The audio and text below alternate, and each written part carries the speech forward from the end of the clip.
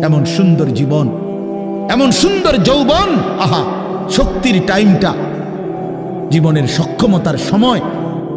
ছোটবেলা তো ভাইয়া দুর্বল, বৃদ্ধ বয়সটাও দুর্বল। তোমাদের অনেক কিশোর নওজোয়ান একজনের গায়েও চাদর নাই, কিন্তু মুরব্বী সবগুলোর গায়ে চাদর। দেখো চাকায়া, এই চাচারা তো আমার সব পরিচিত চাচা। অর্থ হইল এই বৃদ্ধের এই দুর্বলতা তাকে চাদর গায়ে দিতে বাধ্য করেছে। তার শরীরে শীতের অনুভূতিটা বেশি, ঠিক কিনা বলেন নাকি? কিন্তু তোমরা নওজোয়ান, তোমাদের অধিকাংশ কারো গায়ে চাদর নাই। তোমরা দেখো ভাইয়া, আমার গায়ে কোনো চাদরই নাই। তাইলে বুঝাইতে চাইলাম, এই শক্তির সময় যৌবন।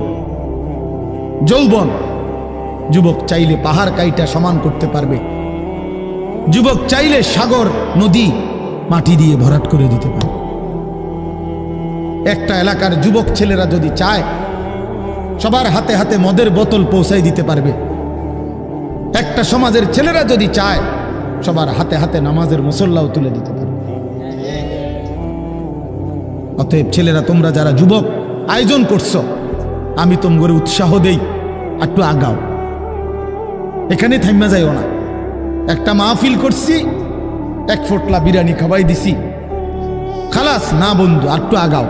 তোমরা আবার বসো, যে কয়জনে মাহফিলের আয়োজন করছো তোমরা আবার বসো, যে আমরা কেমনে আটটু ভালো হইতে পারি, আটটু চরিত্রবান হইতে পারি, আমরা কেমনে নিজেরা নামাজ ধরতে পারি। একটু যদি হিম্মত